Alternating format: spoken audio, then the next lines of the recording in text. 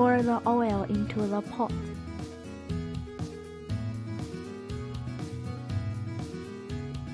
Then add eggs when the oil starts to boil.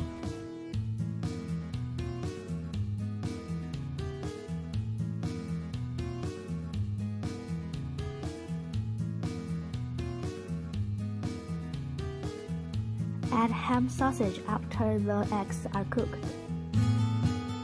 Stir fry for a while.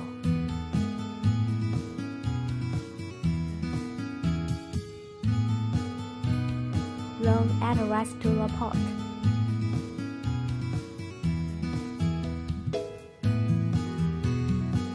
When these things are ripe, add scallions and salt.